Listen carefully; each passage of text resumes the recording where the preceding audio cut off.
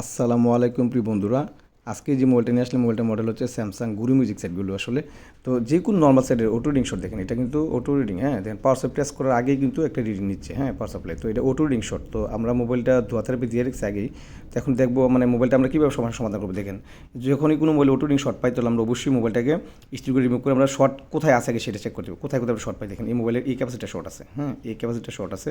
যেখানে আপনি শর্ট পান, হ্যাঁ আগে শর্ট বাস করতে হবে আপনাকে, অবশ্যই কোথাও না কোথাও শর্ট আছে, শর্টটা খুঁজে বের করতে হবে যদি রোটিং শর্ট আসে। তো দেখেন এটা এই ক্যাপাসিটিটা শর্ট, পাশে যে ক্যাপাসিটিটা আছে একটু দেখবো, দেখেন এই ক্যাপাসিটিও শর্ট, হ্যাঁ। তো যেহেতু আমরা তিনটা শর্ট এখানে পাইছি, যেহেতু এই মোবাইলের বিটম্যাপ আমাদের কাছে নাই, বাট এই ক্ষেত্রে আমরা যে জায়গায় আমরা শর্ট পাইছি এই জায়গায় পাওয়ার সাপ্লাই দেখেন, পাওয়ার সাপ্লাই 3.7 ভোল্ট আনছি।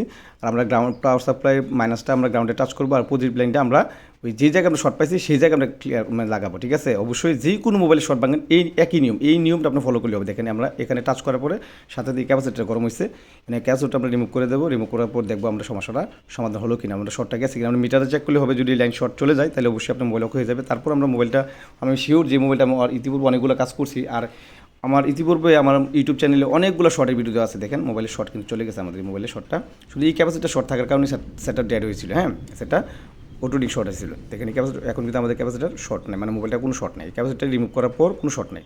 অতএব আমাদের এই ক্যাপাসিটার শর্ট ছিল। তো অতএব এই প্রত্যেকটি আমি দেখেন ইতিপূর্বে অনেকগুলো ভিডিও কেন বলছি যে আমার ভিডিওগুলো যদি আপনি ফলো করেন তো দেখবেন অটো রিডিং, যে কোনো মোবাইলের অটো রিডিং শর্ট আপনি মানে 1 মিনিটে নিমিশে শেষ করতে পারবেন, যে কোনো মোবাইল অটো রিডিং শর্ট, হ্যাঁ। দেখেন আমাদের মোবাইলটা আমরা চেক করবো এখন যে আমাদের মোবাইলটা ওপেন হয় কিনা।